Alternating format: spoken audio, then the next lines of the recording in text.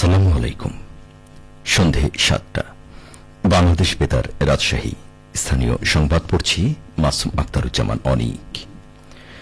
Rajshahi metropolitan পুলিশের পৃথক অভিযানে ২১ জনকে গ্রেপ্তার করা হয়েছে। গতরাতে নগরীর বিভিন্ন থানা ও ডিবি পুলিশের অভিযানে তাদের গ্রেপ্তার করা হয়। আজ দুপুরে রাজশাহী মেট্রোপলিটন পুলিশের মিডিয়া সেল থেকে পাঠানো এক বিজ্ঞপ্তিতে এসব তথ্য জানানো হয়।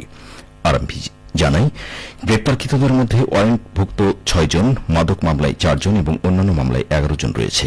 তাদের বিরুদ্ধে আইনগত ব্যবস্থা গ্রহণ করা হয়েছে। নওগাঁ জেলা আইন শৃঙ্খলা কমিটির মাসিক সভা অনুষ্ঠিত হয়েছে। আজ দুপুরে জেলা প্রশাসকের সম্মেলন কক্ষে এই সভায় সভাপতিত্ব করেন জেলা প্রশাসক মোহাম্মদ সাইফুল ইসলাম। সভার শুরুতেই বিগত সভার সিদ্ধান্ত ও জেলার বর্তমান আইন শৃঙ্খলা পরিস্থিতি তুলে ধরা হয়। বক্তাগণ জ্বালানি তেল সরবরাহ ও বিতরণ সহজীকরণের উপর গুরুত্ব আরোপ করেন। সভায় জানানো হয়, চাহিদার বিপরীতে জেলায় তেল সরবরাহ স্বাভাবিক আছে।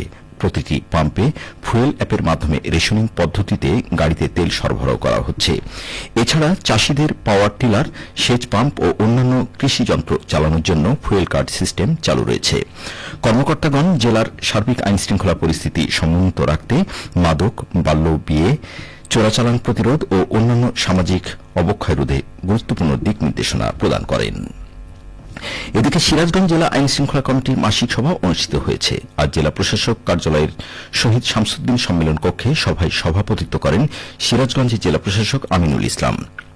তিনি বলেন, বর্তমান বৈশ্বিক বাস্তবতায় জ্বালানি সরবরাহ একটি গুরুত্বপূর্ণ বিষয়ে পরিণত হয়েছে। এই সময় জ্বালানি মজুতদারি রোধ, পেট্রোল পাম্পে শৃঙ্খলা রক্ষা ও বাঘাবাড়ি ওয়েল ডিপো থেকে রাজশাহী, রংপুর ও ময়মনসিংহ বিভাগের পেট্রোল পাম্পগুলোতে সরবরাহ নিরাপদ করতে হবে।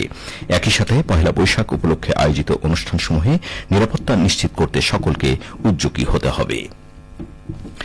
নাটোরের গুরুদাসপুর উপজেলার মহারাজপুরে আবাদি জমির জলাবদ্ধতা নিরসনে ১.২২ কিলোমিটার ভূগর্ভস্থ পাইপলাইন নির্মাণ কাজ শুরু হয়েছে।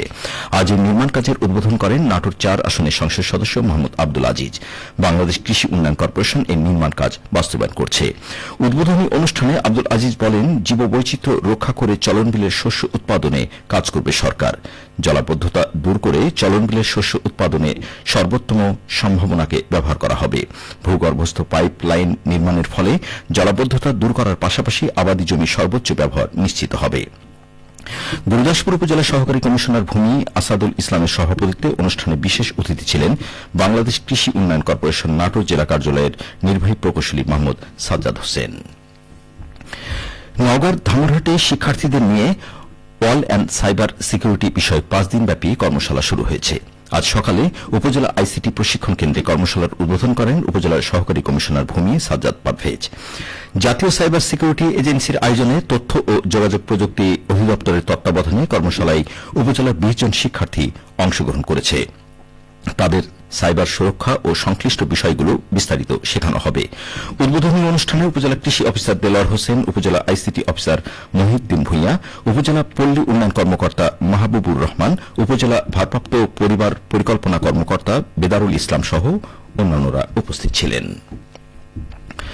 আধুনিক প্রযুক্তি সম্প্রসারণ মাধ্যমে রাজশাহী বিভাগের কৃষি উন্নয়ন প্রকল্পের আওতায় পাবনা সদর উপজেলায় বোরো ধান প্রদর্শনীর মাঠ দিবস অনুষ্ঠিত হয়েছে। আজ দুপুরে উপজেলার শাহপুর ব্লকে এই মাঠ দিবসের আয়োজনে প্রধান অতিথি ছিলেন প্রকল্প পরিচালক কৃষিবিদ ড এস.এম. হাসানুজ্জামান।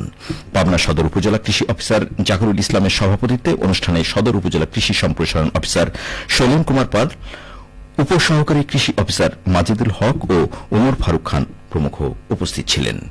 অনুষ্ঠানে বি ধান ১০৪ এর চাষাবাদ ও বোরো ধানের জাত নিয়ে বিস্তর আলোচনা করা হয়। সবশেষে আবহাওয়া। আজ রাজশাহীতে সর্বোচ্চ তাপমাত্রা ছিল ৩৭.৩ ডিগ্রি এবং সর্বনিম্ন ১৯.৮ ডিগ্রি সেলসিয়াস। সন্ধ্যে ৬টায় বাতাসে আপেক্ষিক আর্দ্রতার পরিমাণ ছিল ৫২%। রাজশাহী পার্শ্ববর্তী এলাকায় আগামীকাল সূর্যোদয় ভোর ৫টা ৪৫। সংবাদ শেষ হল। আমাদের পরবর্তী স্থানীয় সংবাদ প্রচারিত হবে আগামীকাল সকাল ৮টা ১০।